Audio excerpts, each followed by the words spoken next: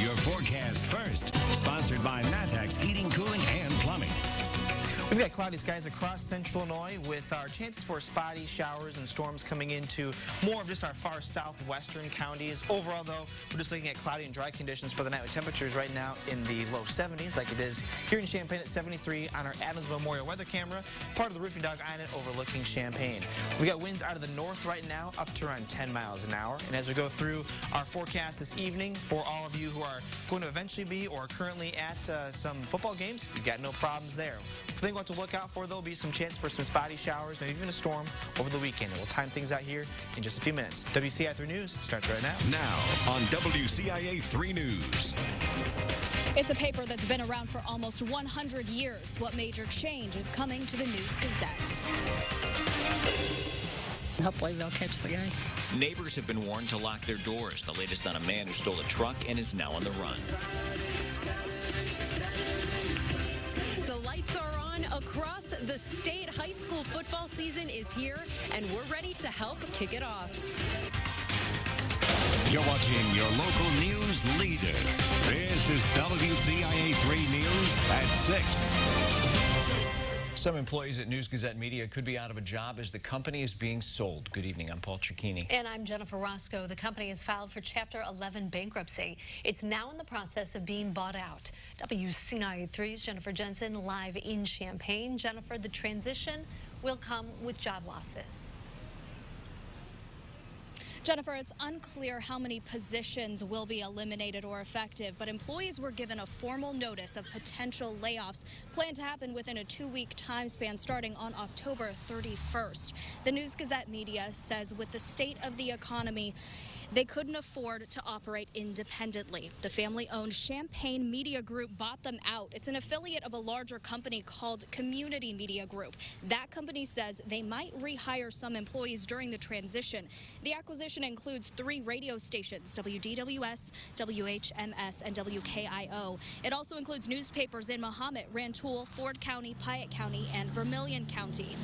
In a statement, Community Media Group's president, Mark Parado, says, our goal is to continue to bring the top quality products the readers have come to expect, the excellent coverage of University of Illinois sports, the award-winning news, the commitment to quality features. The sale is expected to close in early November.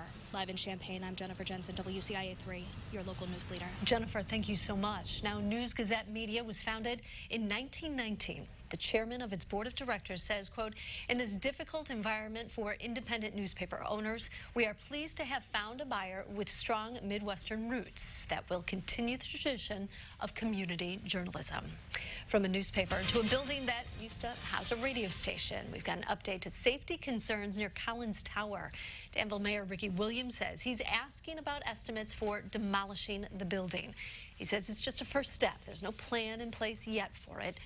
Williams has threatened to sue the owners if they don't fix the safety problems. Parts of the facade of the building have been falling, leading crews to block off the sidewalk and part of the road. Investigators are searching for a suspect who stole a truck from Coles County and crashed it in Edgar County. Shortly after that, another vehicle was stolen in the same area where the truck crashed. Yeah, this is the truck that was stolen from Mattoon. The crash happened on County Roads 2100 North and 200 East near routes 36 and 49.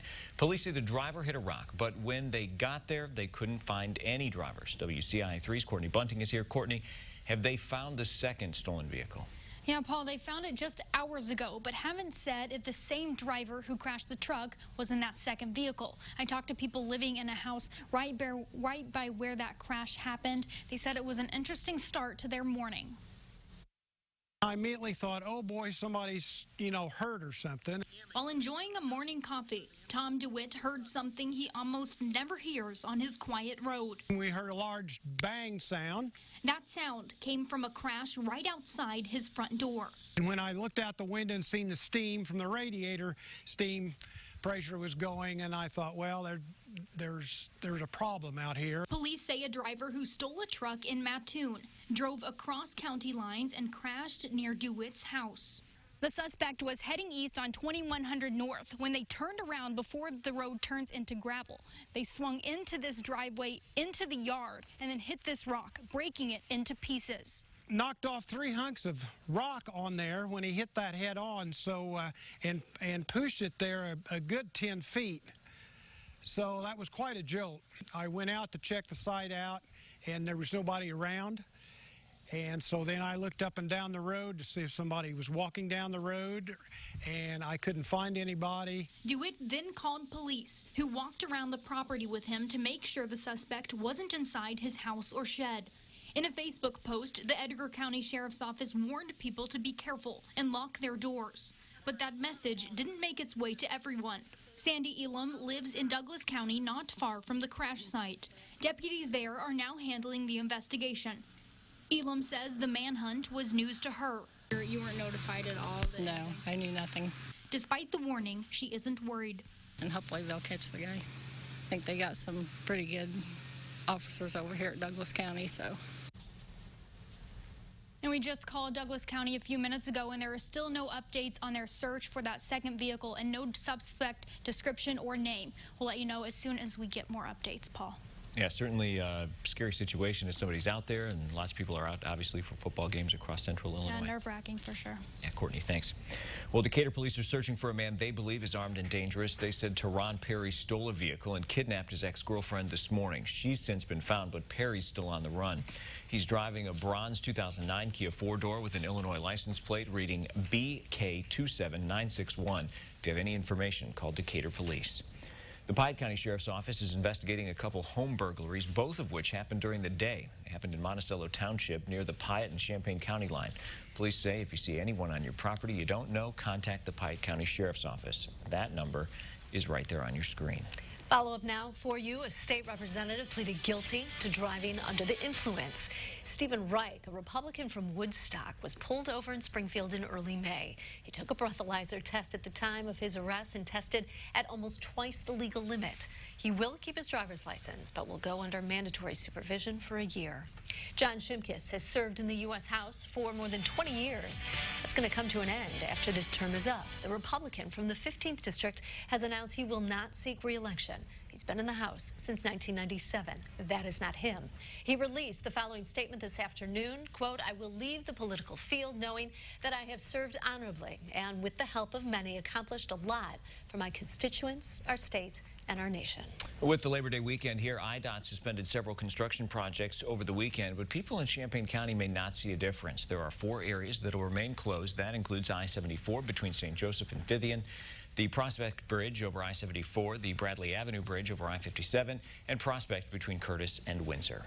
The state's awarded its first licenses to businesses that will be allowed to sell recreational marijuana. 2 are in central Illinois. One will be in Effingham. It's a medical marijuana dispensary. There are 3 locations in the Chicago suburbs, that other in central Illinois, Canton, which is near Peoria. The new law takes effect after the first of the year. It'll allow people living in Illinois to have up to 30 grams of the cannabis flower and up to 5 grams of cannabis concentrate. Churches in Mattoon are offering free meals to strengthen their community. Leaders at the First United Methodist Church say they want to bring people together who wouldn't normally hang out. Next week is their first community breakfast. They say this is just the start of many more. The breakfast will be at the First United Methodist Church on Wednesday. But they're not the only church involved. First Presbyterian, Central Community, and Broadway Christian are also partnering with them to help out. It's a community event, so there's no boundaries, no borders. We want to engage individuals in the community who oftentimes with their daily routines are isolated. We want to get them out and get them with people who can lift them up, and they can contribute their skills and their talents to strengthen the community. The room where they're hosting it holds about 50 people, but they are open to growth. The cooking will be done on a volunteer basis. For more information on how to help out, just go to our website at WCIA.com. It was 3 days of everything agriculture. Whether this year's Farm Progress Show was a winner. And also tonight. Can GCMS make it 3 state titles? Well, it all starts here tonight when they host PBL for the first game of the season. We'll hear from both coaches live. And the good news is the forecast for all the football games this evening will be good. We're cloudy, but it's going to be dry for majority of the area. 78 was our high temperature that we topped out today, a little bit shy of our average, still in the low 80s. So coming up, we are talking about, though, rain chances for this weekend, a dry and sunny Labor Day with temperatures that are near normal. Stay with us.